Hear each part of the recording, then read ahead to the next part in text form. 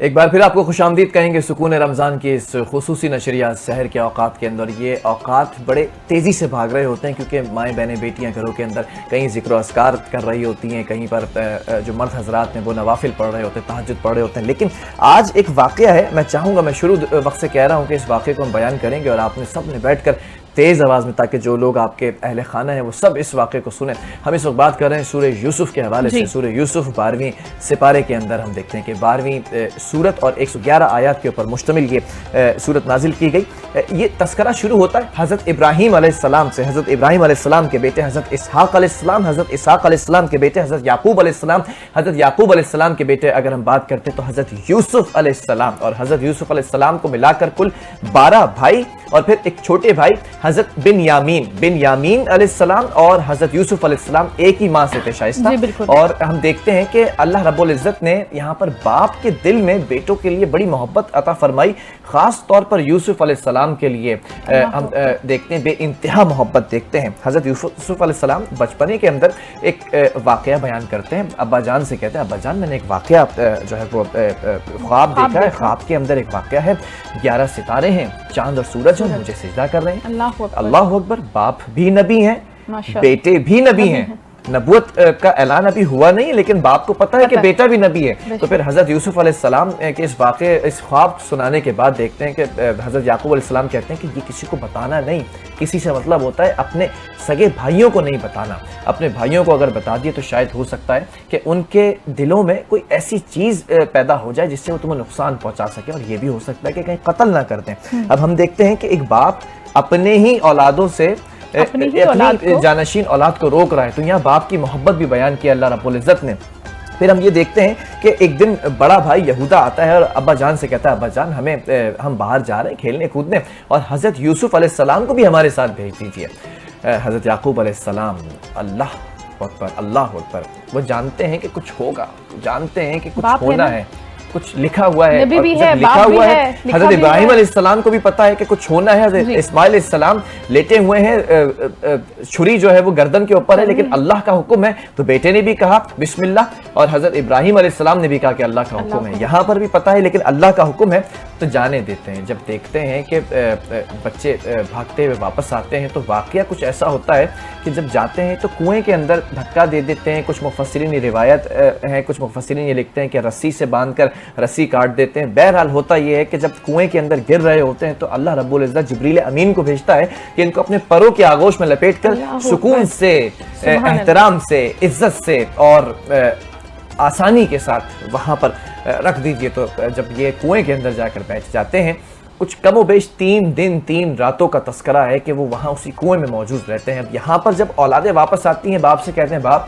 ابا جان حضرت یوسف علیہ السلام کو, یوسف کو, کیونکہ چھوٹے بھائی تھے, یوسف کو بھیڑیا کھا گیا, اور کرتا دیتے ہیں, اس کے اوپر جانوروں کا خون لگا ہوا ہے. اب وہ باپ بھی تو نبی ہے نا, باپ کو بھی تو اللہ تعالیٰ نے عقل شعور عطا فرمایا, عقل سلیم عطا فرمائی ہے. وہ کہتے ہیں کہ یہ کیسا بھیڑیا تھا, کیسا شاطر بھیڑیا تھا کہ کرتا نہیں پھاڑا اور خون جو ہے وہ لگا ہوا ہے, اور یوسف کو لے گا, یوسف کو کھا گیا. بہرحال صبر کرتے ہیں, صبر عظیم کا یہاں پر جو ہے وہ اللہ تعالیٰ نے ہمیں درس دیا ہے اس قرآن مجید کے اندر. پھر ہم یہ دیکھتے ہیں کہ ایک قافلہ آتا ہے, وہ ڈول سے پانی کھینچ رہا ہوتا ہے. اتنے میں دیکھتے ہیں کہ یوسف علیہ السلام اس رسی کو پکڑ کر ڈول کے ساتھ اوپر آ جاتے ہیں. کچھ روایات مفسرین اس طرح بھی بیان کرتے ہیں کہ بھائی روزانہ جایا کرتے تھے, دیکھا کرتے تھے کہ کوئی ہے یوسف کے نہیں ہے. کچھ روایت میں یہ بھی ہے کہ چھوٹے بھائی کھانا بھی دیا کرتے تھے. کچھ مفسرین نے لکھی ہیں باتیں. بہرحال اس واقعے کے اندر یہ بیان کیا گیا ہے کہ اس قافلے سے گفتگو ہوتی ہے اور کہتی ہے یہ ہمارا بھاگا ہوا غلام ہے. سوچیں حضرت یوسف علیہ السلام کی اس وقت کیا کیفیت ہوگی کہ بھائی ماننے سے تو انکار کیا, غلام بنا دیا بھاگا ہوا, کچھ پیسوں کے عوض بیچ ڈالا. پھر بازار میں جاتے ہیں, وہ قافلہ جاتا ہے. پھر ہم یہ دیکھتے ہیں کہ خوبصورتی کا پیکر تھے نا حضرت یوسف علیہ السلام, تو بڑے دام لگتے ہیں. عزیز مصر چاندی کے جو ہے وہ نذرانہ پیش کرتے ہیں حضرت یوسف علیہ السلام کے وزن کے برابر جو چاندی کا نذرانہ پیش کرتے ہیں. چاندی کے عوض یوسف علیہ السلام کو خرید کر اپنے گھر میں لے آتے ہیں, اور اپنی بیگم سے, اپنی زوجہ جو کہ زلیخا ہے, زلیخا کا آپ نے بڑا نام سنا ہوگا. میرے پیارے بچوں جو اس وقت مجھے دیکھ رہے ہیں, سن رہے ہیں, اور مائیں بہنیں بیٹیاں اور جو مرد حضرات دیکھ رہے ہیں, سن رہے ہیں, زلیخا کو کہتے ہیں کہ اس کو پالیں, بڑا ہونے دیں, اپنے گھر میں رکھیں. اب یوسف علیہ السلام कुएं में हैं, कुएं से बाजार में बिकते हैं, बिकने के बाद एक सुकून की जिंदगी मिल जाती है। लेकिन अल्लाह रब्बुल इज्जत ने यहाँ पर भी इख्तिताम नहीं करना था इस कहानी का, अभी तो और बड़े मोड़ आने इस कहानी के अंदर, और बड़े जो है वाक़यात और बड़े मामलात यहाँ पर देखने में आने हैं। फिर होता कुछ यूँ है कि जैसे जैसे यूसुफ अलैहिस्सलाम जवानी की तरफ आते हैं तो हम देखते हैं कि जो जुलेखा है ना वो फरेफ्ता हो जाती है हज़रत यूसुफ अलैहिस्सलाम के ऊपर, और उनको गुनाह की दावत देने लगती है, दरवाजे बंद कर देती है, उनके पीछे दौड़ती है। यूसुफ अलैहिस्सलाम तमाम हुस्न जमाल जबानी के होने के बावजूद भी अल्लाह की वहदानियत का ऐलान करते हैं और अल्लाह के बनाए हुए शरीयत के अमल के ऊपर खड़े रहते हैं और मना कर देते हैं उसको, उसकी दावत को कबूल नहीं करते हैं। आग बगोला हो जाती है, गुस्सा हो जाती है जुलेखा। जब जुलेखा गुस्सा हो जाती है तो भागने में उनका कुर्ता पकड़ के कुर्ता फट जाता है।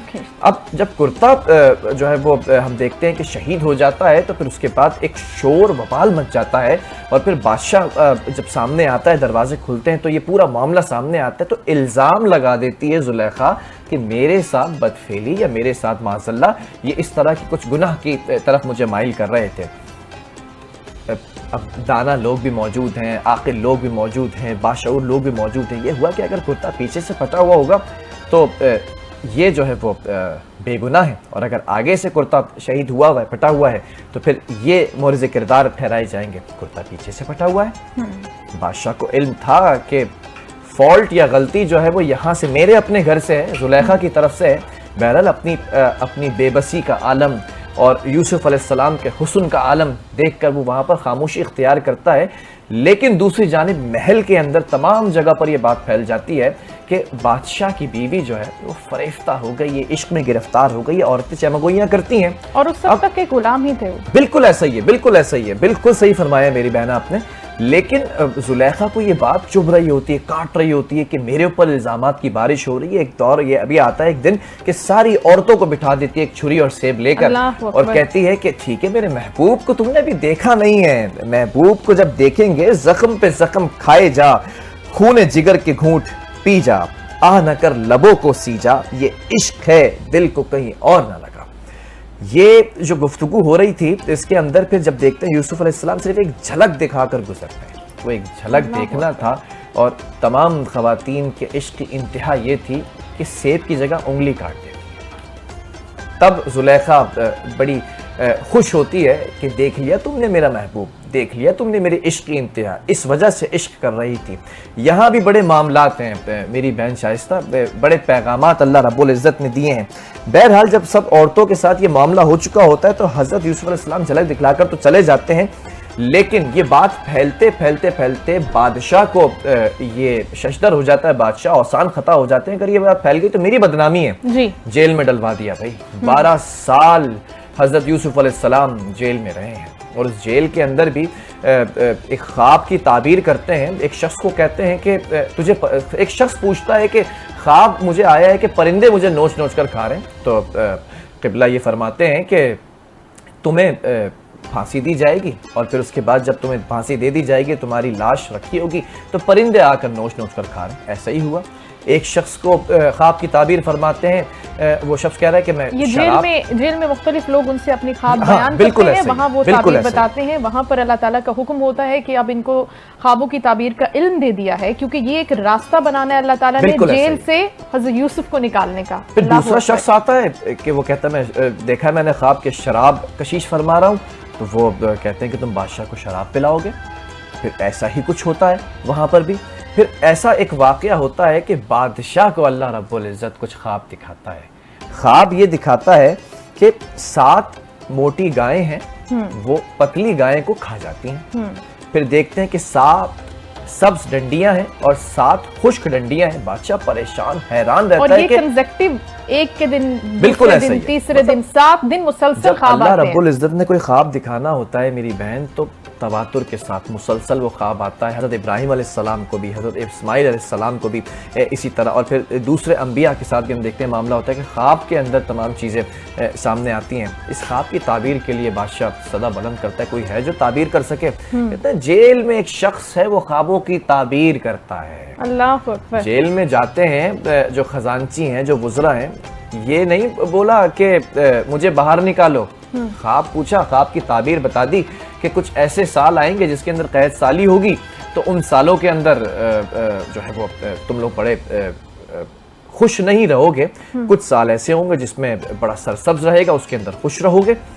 تو یہ کہا کہ جو 7 سال ہوں گے سبز ڈنڈیاں ہیں، ان سالوں کے اندر جب خوش رہو گے تم، کچھ نہ کچھ اناج بچا لینا، تو وہ تمہیں اناج کام آئے گا ان 7 سالوں کے اندر جس کے اندر قید سالی ہوگی۔ بالکل۔ اب جب بادشاہ کو یہ خواب کی تعبیر پتہ چلتی ہے تو بادشاہ بولتا ہے کہ اس شخص کو لایا جائے میرے سامنے۔ یوسف علیہ السلام آنے سے منع فرما دیتے ہیں، کہتے ہیں کہ پہلے مجھ پر جو الزام ہے بادشاہ سے کہا اس کو قبول کرے۔ یاد ہے نا 12 سال ہو چکے ہیں، 12 سال خاموشی اختیار کی، صبر کیا، شکر کیا، اور اللہ رب العزت کا آپ انعام دیکھیں، انبیاء علیہ السلام کے لیے دیکھیں، نبی ہیں حضرت یوسف علیہ السلام، ان کے لیے یہ تحفہ ہے کہ بادشاہ اس غلطی کو قبول کرتا ہے، زلیخا اس غلطی کو قبول کرتی ہے، وہ تمام عورتیں اس غلطی کو قبول کرتی ہیں۔ پھر آپ دیکھیں اللہ رب العزت جب تخت کو یوں پلٹتا ہے نا، تو پھر جو کفار اور مشرکین اور جھوٹے اور جو بدکار اور جو بددیانت لوگ ہوتے ہیں ان کو اللہ رب العزت ایسے اللہ رب العزت بٹھانے کے بجائے ایسے گرا دیتا ہے۔ اب دیکھیں یوسف علیہ السلام تخت پر آ گئے ہیں، وزارت خزانہ، خزانے کی کنجی۔ اچھا یہاں ایک اور بات ہے، خود کہا کہ یہ جو مینج کرنے کا معاملہ ہے قید سالی کا، سبز ہلالی کا، یہ مجھے دیجئے، میں آپ کو مینج کر کے دوں گا۔ تو وزارت خزانہ جو آج کل منسٹری ہے نا، فائنینس منسٹری، خزانہ کی وزارت دی ہے اللہ رب العزت نے انبیاء کو، اور یہ قرآن کے اندر قصص احسن القصص جو ہے وہ ورڈ استعمال کیا ہے، جو لفظ استعمال کیا ہے۔ بہرحال اس بادشاہ کا انتقال ہوتا ہے تو اس منصب پر یوسف علیہ السلام اللہ اکبر، اب قید سالی کے سال ہیں، اب شروع ہو رہا ہے تیسرا دور، امتحان۔ یہ تمام ادوار میں نے بچوں، بڑوں، بوڑھوں، باؤں، بہنوں، بیٹیوں بتا دیے، اب اصل دور شروع ہو رہا ہے۔ اب وہ جو بھائی ہیں نا، 11 بھائی، جن میں سے بنیامین کو ہٹا دیجئے، 10 کے 10 بھائی جنہوں نے یہ فیصلہ کیا تھا کہ کنویں میں ڈال دیا، اب یوسف مصر کنویں میں ہے، اب وہاں سے ریلیٹ کیجئے گا، وہاں سے سوچئے گا کہ اب اس وقت مصر کے تخت اور تاج پر براجمان، اور تاج پوشی بھی ہو چکی ہے اور تخت پر بیٹھے ہوئے ہیں بھائی، آ رہے ہیں قید سالی کے سالوں میں، اور پتہ چلا گندم وہاں پر جو ہے وہ ذخیرہ اندوز ہوئی ہوئی ہے اور ذخیرہ گندم کا لینے جاتے ہیں۔ اب جب دیکھ رہے ہیں دربار میں بھائی آ رہے ہیں، بنیامین نہیں ہیں، 10 کے 10 بھائی، یہودا بھی شامل ہے، سب سے بڑا بھائی، اب دیکھ رہے ہیں کہ حضرت یوسف علیہ السلام تخت پر بیٹھے ہوئے ہیں، بھائیوں کو نہیں پتا یہ یوسف علیہ السلام ہے، یوسف علیہ السلام میرے حضرت کو پتا ہے کہ یہ میرے بھائی ہیں، دیکھتے ہی آنکھیں نم ہو جاتی ہیں، یہاں خون جو ہے نا، خون سے خون کی محبت، دیکھتے ہیں کہ وہ کس حالت میں ہیں، پیسے لے کر آئے ہیں کہ گندم لیں گے، پیسے دیں گے، اب بھائی ہے نا، گندم بھی دے رہے ہیں، خزانچی کہہ رہے ہیں ذرا اور ڈال دینا، ذرا اور ڈال دینا، پیسوں کے عوض لیے پیسے بھی واپس لوٹا دیے، گھر جاتے ہیں بھائی اس کے اندر ہی رکھ دیتے ہیں، پیسے بھی ہوتے ہیں، گندم بھی ہوتی ہے، ماشاءاللہ، اللہ کی شان ہے، قربان جاؤں میں ان واقعات کے اوپر۔ پھر بادشاہ کا ذکر ہوتا ہے گھر میں، یعقوب علیہ السلام سے کہتے ہیں اللہ رب العزت نے بڑا زبردست، خوبصورت اور خوب روح اور رحم کرنے والا بادشاہ مصر کے تخت پر بٹھا دیا ہے ابا جان۔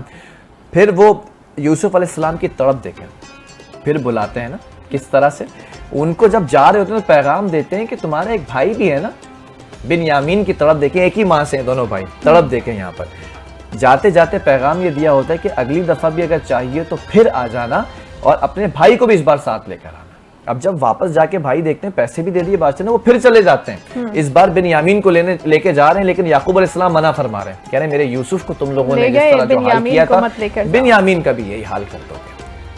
لیکن پھر کہتے ہیں بادشاہ سلامت نے بلایا ہے، جانے دیں، اب میں بڑا شرمندہ ہوں، یہودا کہتا ہے کہ جانے دیں، اجازت بہرحال مل جاتی ہے۔ جب بنیامین کو لے کے جا رہے ہیں تو دربار سجا ہوا ہے، دربار کے اندر نبی بیٹھے ہوئے ہیں حضرت یوسف علیہ السلام، اور بیٹھنے کے بعد جب دیکھ رہے ہیں کہ بنیامین بھی آ رہا ہے، دربار میں نا جگہ بھر جاتی ہے، تو جیسے کہتے ہیں نا کہ ارے تم کیا کھڑے ہو، تم ادھر آ کے بیٹھو، بنیامین کو کہا ہے کہ یہاں آ کر بیٹھے، میرے برابر میں، بغل میں آ کر بیٹھے، بنیامین کو کان میں کہتے ہیں، اور وہ مقصد یہ ہوتا ہے کہ کسی طرح سے روک لیا جاتا ہے، رک گئے ہیں، چوری کا الزام سب کو، لیکن بھائی سے بھائی کی محبت، اور محبت ہے کہ تم یہیں ٹھہر جاؤ۔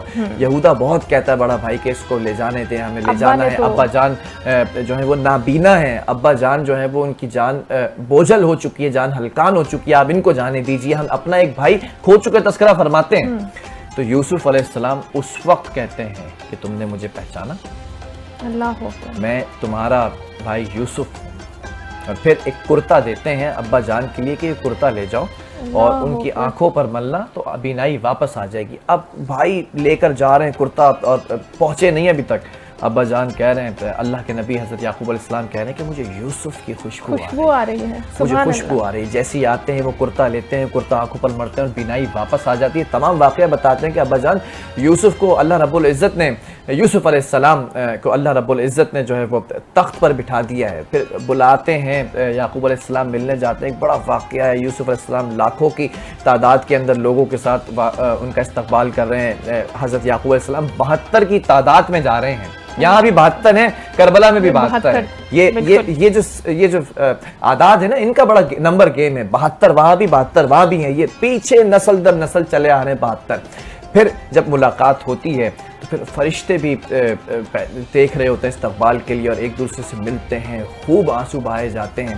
اس کے بعد وہ جو خواب دیکھا تھا یوسف علیہ السلام نے، جس کا تذکرہ پہلے ہوا تھا، 11 بھائی، والدہ اور والد، یعنی کہ 11 ستارے، چاند اور سورج یہاں پر سجدہ کرتے ہیں۔ اللہ اکبر۔ اور یہ کہانی، یہ قصہ اللہ رب العزت کا احسن القصص یہاں پر ختم ہوتا ہے۔ سبحان اللہ، بہت ہی خوبصورتی سے اور بہت ہی کم ٹائم کیونکہ ہمارے پاس تھا، تو بہت پریسائزلی بلال نے کوشش کی ہے کہ کسی بھی چیز کو سکپ کیے بغیر ہم آپ تک وہ تمام چیزیں پہنچا دیں جس کا تعلق ہے، سننے سے تعلق رکھتا ہے، ماشاءاللہ کانوں کو اچھا لگتا ہے، دل کو سکون ملتا ہے، اور بہت سے پیغامات اور میسیجز ہیں۔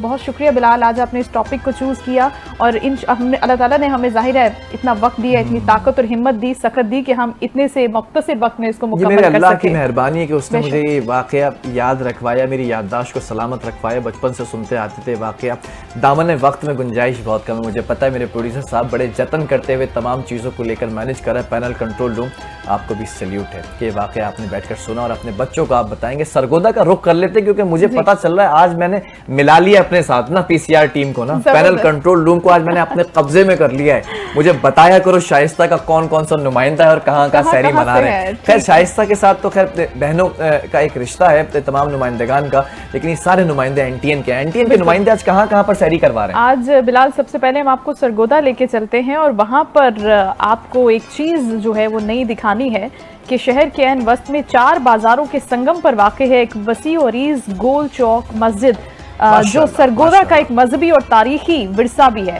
اب اس ورثے کے حوالے سے ہمیں رپورٹ کر رہے ہیں محمد ارسلان تبسم۔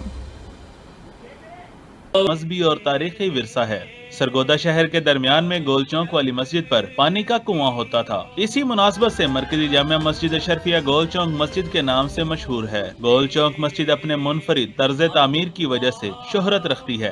200 سے زائد دکانوں کے اوپر بنی یہ مسجد ہجرت کر کے آنے والے مولانا قاری جلیل الرحمان صدیقی نے تعمیر کروائی۔ اس کا سنگ بنیاد 5 فروری 1951 کو مولانا قاری محمد طیب قاسمی نے رکھا اور یہ 1957 میں مکمل ہوئی۔ جی میرا نام قاری طیب الرحمان صدیقی ہے، اور ناظرین جہاں ہم کھڑے ہیں یہ ہے مرکزی جامعہ مسجد اشرفیہ گول چوک سرگودا۔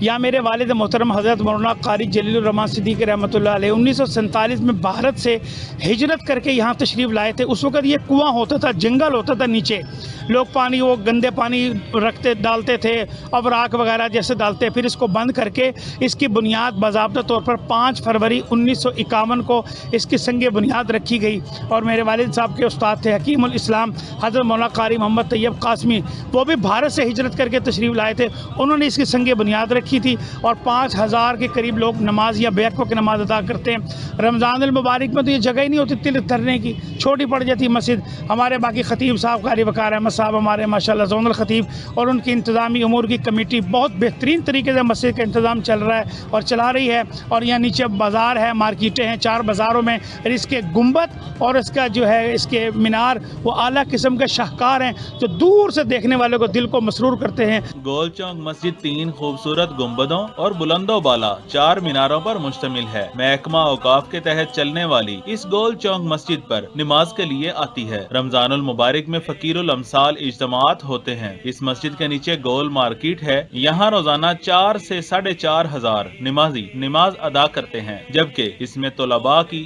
دینی تعلیم کے لیے مدرسہ بھی ہے۔ وقار احمد عثمانی زون الخطیب اوقاف سرگودا و خطیب مرکزی جامعہ مسجد اشرفیہ گول چوک سرگودا، اس مسجد میں ہم تشریف فرما ہیں۔ یہ مسجد 1952 میں اس کی تعمیر کا آغاز ہوا، 1957 میں مکمل ہوئی۔ یہ مسجد تعمیر کا خوبصورت شاہکار ہے۔ اس کے تمام اطراف میں بازار ہیں، جس بازار سے بھی اس مسجد کو دیکھیں اس کی خوبصورتی واضح نظر آتی ہے۔ ہزاروں کی تعداد میں الحمدللہ یہاں پہ لوگ نماز ادا کرتے ہیں، اور مساجد جیسے اللہ کا گھر ہیں، سکون آنا چاہیے، ایسے ہی اس مسجد میں بھی لوگ آ کر کے اپنے سکون کو حاصل کرتے ہیں۔ سرگودا کی پرانی اور تاریخی مسجد جامعہ مسجد اشرفیہ گول چوک اپنی اہمیت کی حامل ہے، آنے والے کا دل مو لیتی ہے۔ سرگودا میں آئے اور اس مسجد میں نماز نہ پڑھے، ایسا ممکن ہی نہیں۔ کیمرہ مین شاہد راجہ کے ساتھ محمد ارسلان تبسم، NTN نیوز، سرگودا۔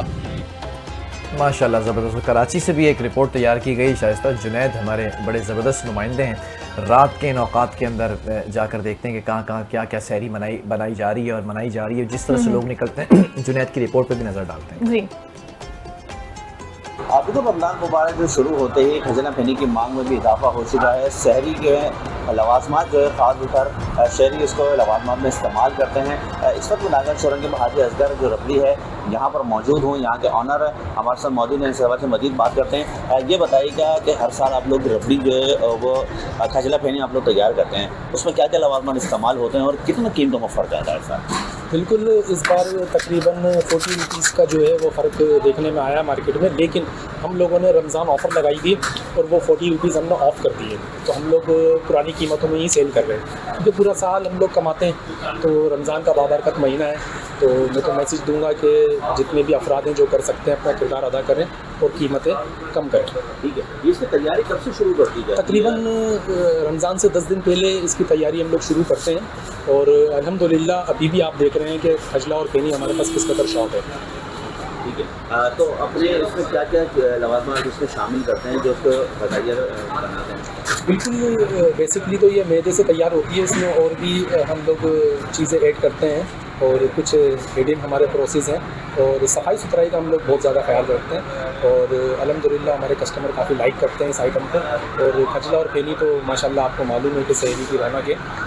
یہ حاجی اصغر جو آنر تھا ہمارے ساتھ موجود کا کہنا تھا ہر سال جو ہے ان کو جو خاص کر تیار جو ہے اپنے کارخانے میں ہی جو ہے وہ کھجلہ پھینی تیار کرتے ہیں، لوگوں کو کافی رسپانس جو ہے ہر بار آتا ہے۔ اس کا کہنا تھا کہ ہر بار تقریباً 30 سے 40 روپے کا جو ہے وہ فرق آتا ہے، کیونکہ میدا اور چینی جو ہے مہنگی ہوتی ہے، جس کی وجہ سے کچھ حد تک مہنگا ہوتا ہے، مگر رمضان آفر لگاتے ہیں جس کی وجہ سے کسٹمر کو زیادہ سے زیادہ جو ہے رمضان مبارک میں ریلیف جو ہے فراہم کیا جاتا ہے۔ اس وقت بھی ان کا کہنا ہے کہ ان کے کارخانے میں کھجلہ پھینی کی تیاری جو ہے وہ کی جا رہی ہے، دکان پر بھی جو ہے لوگوں کو کافی رش جو ہے دیکھنے میں آ رہا ہے، اور شہری کو اپنی جو ہے وہ کھجلہ پھینی خرید کر لذیذ جو ہے وہ بنا رہے ہیں۔ جی ماشاءاللہ۔ شاہد صاحب اتنے سارے نمائندگان ہیں، آپ نے ایک دفعہ اپنے آبائی شہر کا تذکرہ کیا تھا، اس کے بعد سے تو آپ بھول ہی گئی، جس دن میں نے کہا کہ پنجابی میں آپ بات کریں اس کے بعد سے آپ سیالکوٹ لے کے ہی نہیں گئی مجھے۔ آج میں آپ کو سیالکوٹ لے جاؤں؟ اچھا چلیں آج ہم سیالکوٹ چلتے ہیں، اور سیالکوٹ کے شہریوں نے کچھ انوکھا کام کیا ہے جناب، وہ آپ کو ہمیشہ سرپرائز دینے کا سلسلہ جاری رکھیں گے، آپ حوصلہ رکھیں، اپنی سیٹ بیلٹ باندھ کے رکھیں، کسی سے پیچھے نہیں رہتا ہے، ہمیشہ سرپرائز دیتے ہیں۔ اور اب ملک علی ہمیں بتا رہے ہیں کہ شہری نے سحری آج کیسے کیا، آپ کو بھی دکھاتے ہیں۔ دستے ہیں چلاں کہ سیالکوٹ دے اندر ایک نوکھی سحری کیتی جا رہی، جتھے کہ شہری اج اپنی سالگرہ دا کیک بھی کٹ رہا ہے تے آلو والے پراٹھے اور لسی اور چکن والے پراٹھے نال انجوائے کر رہا ہے۔ اس شہری کول جاننے ہیں اج سحری دے وقت دوست احباب سارے کھلوتے دے نے، اسی سحری بھی کر رہے ہیں، نال سالگرہ دا کیک بھی کٹ رہے ہیں تے بہت مزہ آ رہا، آلو والے پراٹھے، چکن والے، شہد والا قہوہ، بڑا سی مزہ لے رہے ہیں ہر چیز دا۔ جی جیسا کہ آپ نے شہری کی بات سنی، شہری دا یہی کہنا سی کہ میں آج آلو والے پراٹھے اور اپنی سالگرہ دا کیک بھی کٹ رہے ہیں تے اس شہری دے مزے نو دوبارہ کر رہے ہیں۔ جی مجھے کچھ تھا۔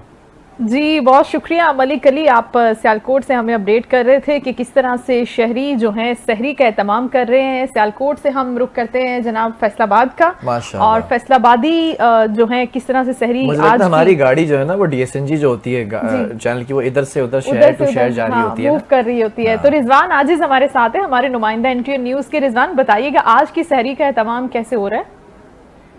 زندہ دلانے فیصلہ آباد کے جو شہری ہیں جیسے جیسے رمضان المبارک کے دن گزرتے جا رہے ہیں تو ان کی جانب سے بھی افطار اور سحری کے نئے طریقے جو ہیں وہ سامنے آ رہے ہیں. اس وقت فیصلہ آباد کے شہریوں نے سحری کے وقت مختلف جو فوڈ پوائنٹس ان کا رخ کیا ہے اور بالخصوص جو شہری ہیں ان کی جانب سے جو رغبت جو ہے دکھائی جا رہی ہے سجی کے حوالے سے اور باربیکیو کے حوالے سے. میرے ساتھ شہری موجود ہیں, ان سے بات کرتے ہیں اور جانتے ہیں کہ باہر آ کر سحری کرنے کا مقصد کیا ہے اور گھروں کے لیے بھی وہ سامان لے کر جا رہے ہیں. سارے لوگ جو ہیں باہر ہی سحری کر رہے ہیں. بتائیے گا باہر آ کر گھروں سے سحری کرنے کا اس کے پیچھے اصل مقصد کیا تھا؟ جی السلام علیکم پیارے بھائی. بات یہ ہے کہ ہم گھروں میں بھی سحری کھاتے ہیں اور ہم وہاں پہ بھی آتے ہیں. بابا تکا کا ایک بہت زبردست ماحول ہے, اس کا نام ہے اور اس کی جو ویٹر ہیں بہت اچھے, ان کا ٹیسٹ بہت زبردست ہے. جیسے ان کی سجی ہے نا بہت مشہور ہے.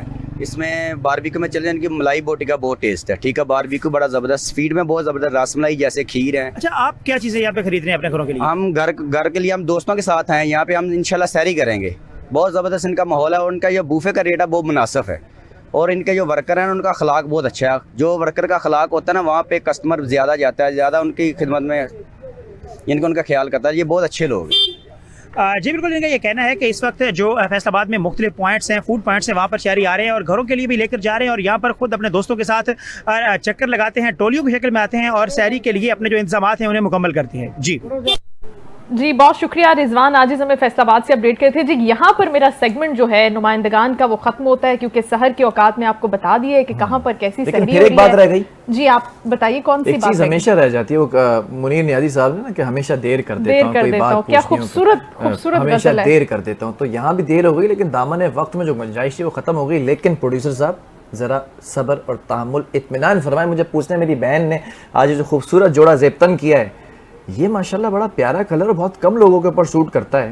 یہ بھی کر رہے بلال ماشاءاللہ ماشاءاللہ. آپ نظر بھی اتاریے گا اور اپنا صدقہ بھی دیجیے گا, والدہ سے کہیے گا. لیکن یہ بھی جے ڈاٹ کا ہے ماشاءاللہ. یہ بڑا کنٹروورشل سا جملہ مجھے بلال دیتے ہیں. نہیں, جے ڈاٹ ماشاءاللہ روزانہ بڑے خوبصورت آپ کو لباس دے رہا ہے جو آپ زیبتن کر رہی ہیں. تھینک یو سو مچ. اور میں آپ کو یہ بتاؤں کہ جو کوارڈینیٹ کر رہے ہیں نا بلال جے ڈاٹ کے ساتھ کولیبوریشن میں میرے ساتھ جو شخص ہیں, بہت پیارے سے بھائی ہیں میرے, ان کا نام کیا ہے؟ بلال.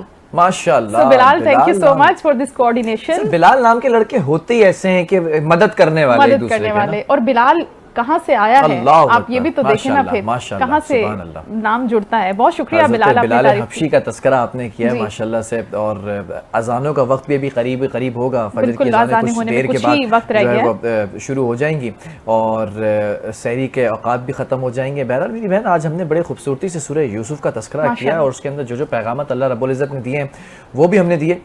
وقت ختم ہو چکا ہے, کوئی پیغام دینا چاہیں گی تو میں تو آپ کے انتظار کرتا ہوں آپ کوئی پیغام دے کر اختتام. آج کا جو پیغام ہے بلال وہ سورہ یوسف کے حوالے سے ہی ہے کہ اس میں اللہ تعالیٰ نے جس بات کا ذکر کیا ہے اور جس بات کو بہت ہائی لائٹ کر کے بتایا ہے اپنے بندوں کو, اپنے لوگوں کو, نبی اکرم صلی اللہ علیہ وآلہ وسلم کی وحی کے ذریعے, وہ یہ ہے کہ حسد موجود ہے. حسد کو مانو. کچھ لوگ کہتے ہیں کہ ہم نظر کو نہیں مانتے, حسد کو نہیں مانتے, تو آپ کو ماننا ہے, اپنی نعمتوں کو ڈھانپنا ہے, شو آف نہیں کرنا. ہم بہت زیادہ شو آف کرتے ہیں. میرے والد صاحب, میں آخر میں ایک جملہ کہوں گا اس کے بعد پھر ہم سائن آف کریں گے. میرے والد صاحب ہمیشہ ایک دعا مجھے سکھاتے آئے ہیں بچپن سے کہ اللہ رب العزت سے دعا کیا کرو, یا اللہ, آپ سب بھی یہاں پر دعا کر لیجیے گا, یا اللہ تمام مخلوقات کے شر سے ہمیں بچا. جو حسد ہوتا ہے نا یہ بھی شر ہے, تو جو بھی مخلوقات انسان, جنات, حیوانات, ان کے شر سے ہمیں بچا. اعوذ بکلمات اللہ التامات من شر ما خلق. اس کا ترجمہ بھی یہی ہے. اور یہ دعا جب آپ گھر سے نکلنے سے پہلے پڑھ لیں, اپنے ورک پلیس پہ یا کہیں بھی جانے سے پہلے, تو اللہ تعالیٰ آپ کو مخلوق کے ہر قسم کے شر سے محفوظ رکھتا ہے. اور یہ میں خود بھی پڑھتی ہوں. تو یہ چھوٹی سی دعا آپ یاد کر لیں, ہماری طرف سے یہ تحفہ بھی ہے, ہدیہ بھی ہے. اور اس کے ساتھ ہی آپ سکون رمضان سے مجھے اور بلال کو اجازت دیجیے. انشاءاللہ کل آپ سے دوبارہ ملاقات ہوگی. السلام علیکم ورحمۃ اللہ وبرکاتہ.